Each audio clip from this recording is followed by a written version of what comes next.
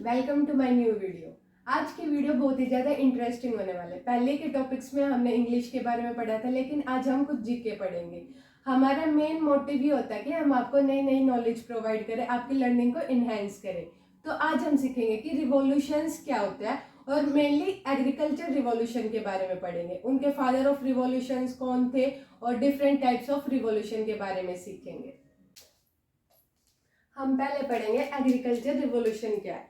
Agriculture revolution refers to the significant changes in agriculture when there are invention, discoveries और new technologies implemented. Agriculture revolution वो होता है जब हम नई टेक्निक्स या कोई नई तकनीक डिस्कवर करते हैं और उसको हम अपने एग्रीकल्चर खेती करने के तरीके में इम्प्लीमेंट करते हैं, जिससे हमारी खेती बहुत ही ज़्यादा इम्प्रूव होती है। और इन नई टेक्निक्स को जब हम अपने खेती में इंक्लूड करते हैं, इन नई टेक्निक्स से के साथ हम खेती करते हैं, तो this revolution changes the way of production.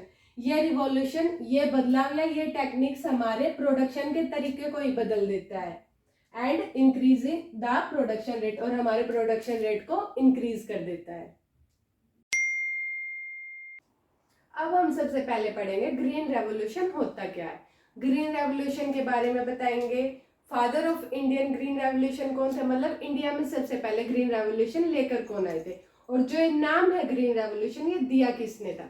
तो father of Indian green revolution, जो इंडिया में सबसे पहले ग्रीन रेवोल्यूशन लेकर आए थे, वो थे डॉक्टर MS स्वामीनाथन। और ग्रीन रेवोल्यूशन जो नेम है वो दिया था नॉर्मन बोरलॉग ने। इन्होंने PhD की हुई थी प्लांट प्रोटेक्शन में। अब हमारा जो ग्रीन रेवोल्यूशन होता है वो मेनली रिलेटेड होता है फूड ग्रेन प्रोडक्शन से, और ये होता है व्हीट एंड राइस की प्रोडक्शन से रिलेटेड। ये सबसे पहले शुरू हुआ था पंजाब में इन लेट 1966 एंड 1967। अब ग्रीन रेवोल्यूशन में क्या था? It is the period when agriculture of the country was converted into an industrial system.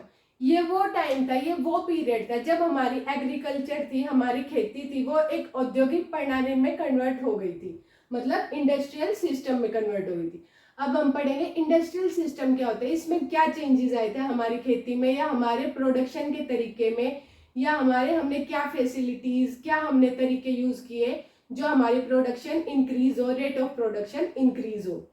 इसमें हमने जैसे due to the adoption of modern methods, हमने नए नए मेथड्स यूज किए, टेक्निक्स यूज की हमारी प्रोडक्शन को इम्प्रूव करने के लिए, प्रोडक्शन को बेटर बनाने के लिए। Like high yielding variety seeds, उच्च गुणवत्ता वाले सीड्स, बीज यूज किए, ट्रैक्टर्स यूज किए, खेती में ट्रैक्टर यूज किए ताकि हमारी खेती आसानी से हो सके। इरिगेशन फैसिलिटीज, सिंचाई की अलग अलग फैसिलिटीज यूज करी बेटर प्रोडक्शन के लिए। एंड पेस्टिसाइड्स, कीटनाशक यूज किए ताकि हमारी फसलें खराब ना हो और बेटर रिजल्ट आए।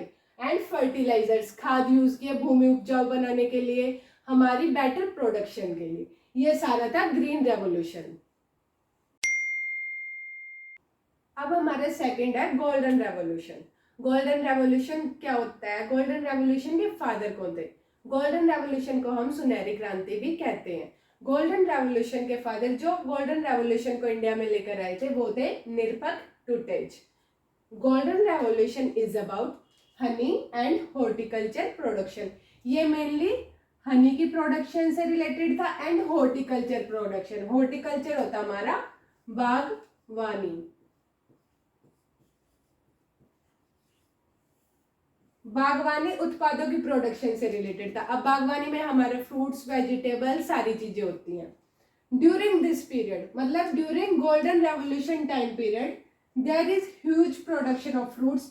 फ्रूट्स की बहुत ही ज्यादा प्रोडक्शन थी, वेजिटेबल्स की बहुत ही ज्यादा प्रोडक्शन थी, honey and other horticulture products की बहुत ही ज्यादा प्रोडक्शन थी गोल्डन रेवोल्यूशन टाइम पीरियड में।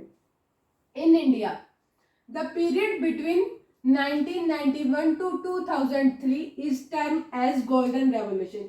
जो इंडिया में टाइम पीरियड था 1991 से 2003 के बीच का, उसको हम गोल्डन रेवोल्यूशन टाइम पीरियड के नाम से जानते हैं।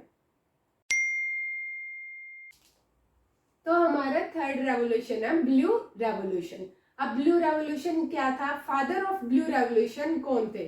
तो फादर ऑफ ब्लू रेवोल्यूशन थे अरुण कृष्णन, जो कि इंडिया में ब्लू रेवोल्यूशन को लेकर आए थे। दिस मिशन वॉज स्टार्टेड, मतलब जो ब्लू रेवोल्यूशन का मिशन शुरू हुआ था 1985 एंड 1990 के बीच में, ये इसका टाइम पीरियड था।